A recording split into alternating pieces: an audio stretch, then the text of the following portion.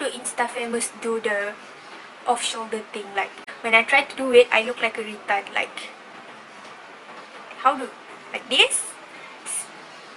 This? Do I look fashionable now? Do I look like a hijabster now? What? Yes? No? Yes? This is so extra, you know, like how do you guys do this? This is so uncomfortable for me. Hi everyone, welcome back to my channel. It's your girl Azwa Zuzu, and today I'm back with another video. This time I'm gonna try tons of makeup, and most of them are new, and some of them I've already used it before, but I've only used it off camera, so I decided to feature them. And I'm kind of rushing because my camera is dying. And if you guys are interested to see how I create this yellow cut crease, please keep on watching. Belum kita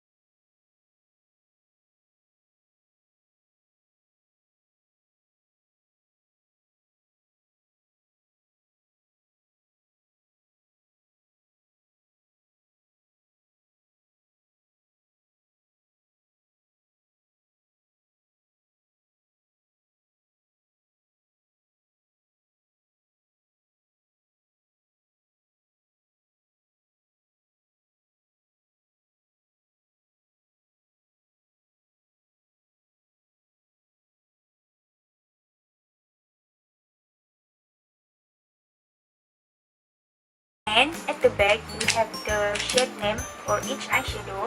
They say this is a dupe for the Natasha Denona Sunset eyeshadow palette.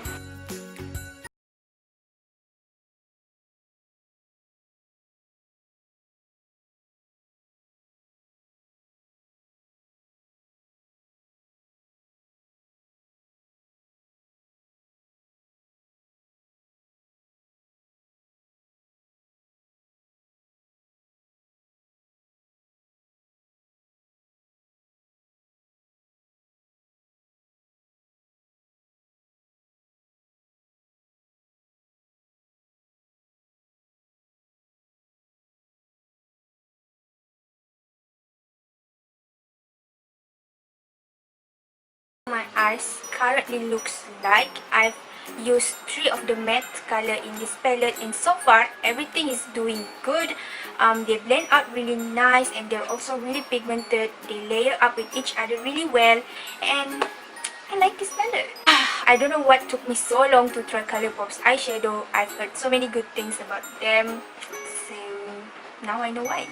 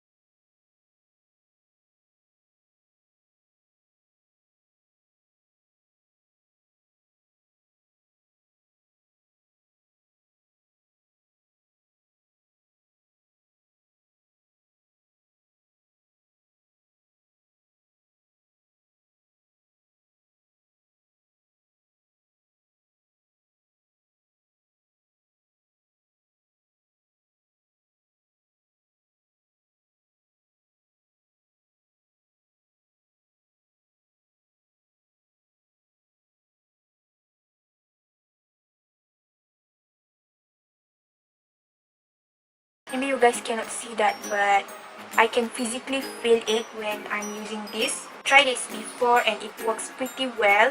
It does what it says. It holds up my makeup pretty well. I was using this in my latest vlog that I posted. Before foundation, I'm gonna powder up my face, especially on my T-zone. And I learned this trick from Jackie Aina. She has oily skin.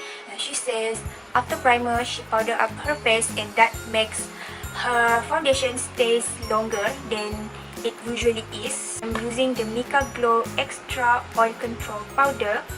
Actually can be used as a blotting powder and also a foundation, but I prefer liquid foundation, so I'm just using this to set my makeup to touch up or to powder up my face before foundation.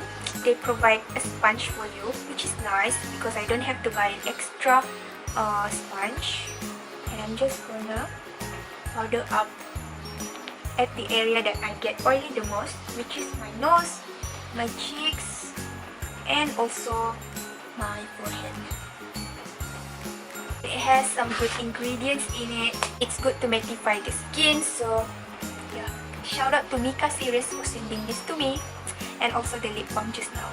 I actually have two foundations that I wish to feature. This is the Rimmel London Wake Me Up Skin Brightening Foundation, and I've tried this before off camera. This is not my cup of tea because first, it has glitters in it. Like, who the fuck put glitters in foundation? Who wants that? Like, tell me, please tell me in the comments below who wants a foundation with glitters. I can legit see the glitters on my face once I blended out this foundation, so I'll save this for a next video. The next one, I have the Estee Lauder Double Wear Foundation. My roommate kindly gave this to me. It's a sample size, like a cutie pie sample size, and it's in the color 1W2 Sand. I hope this is not too light or too dark for me. This foundation is hella expensive in Sephora, so I know it's good. I know it's good, but I've never really have any desire to try this because it's simply out of my budget. Okay, it's too expensive. Hey, strangely it smells like my Wet n Wild Photo Focus foundation. It smells the same, exactly the same. Coverage is really nice. It's full coverage, but it doesn't feel heavy or cakey at all. I don't have any new concealer to try, but I do have a new blending tool to try, and this is the Ubiso Silly Sponge. Remember when this was first viral? Some people were selling it for 25 ringgit, 30 ringgit. Like, being a cheapskate I am, I waited until the hype dies down. By miracle, I found this was sold in Ubiso for only 5 ringgit. Like guys, 5 ringgit. So it feels like a jelly. Maybe this is how implants, like boobs implants, feel like. Oh my god, this is so satisfying to squish. When I drag it, it feels like the concealer is not going into my skin. It feels like it's sitting on top of my skin, which is uncomfortable for me, so I'm gonna try to tap it. Oh, actually it works really well when I tap it. Kind of tugs on my skin compared to when I use a beauty sponge, so I don't know how I feel about that. The silly sponge I bought doesn't have any like pointed side, so it's difficult to reach my inner corner here. Ow, ow, ow. Yeah, susah mo ni, tengok ba? I'm gonna quickly set my under eyes with the Maybelline Clear Smooth All-in-One Loose Powder. I'm gonna bake my under eyes. First impression, it melts directly into my skin, but it looks like it's a little bit of white cast. Doesn't look grey though, so that's okay. But strangely, this powder makes my skin feel tight around here. Like, I can feel the tightness here, which is super bizarre because powders doesn't normally do that, right? To set the rest of my face, I'm going to use this powder and apply it on the area that I don't bake just now.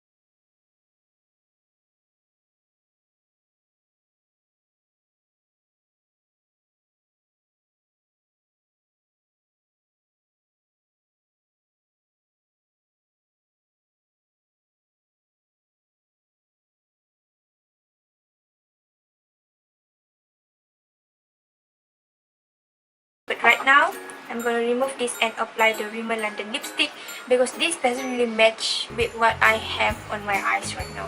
Okay, this is the Rimmel London matte lipstick and this is in the shade 700 Trendsetter. I hope you guys can see that. It's so small. This is like my go-to nude color. So pretty.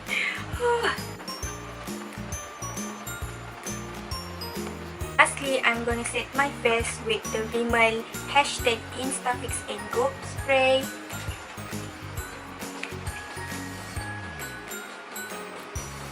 So this is the end of this video. I hope you enjoy and thank you so much for hanging out with me. Don't forget to click the subscribe button and the like below, please.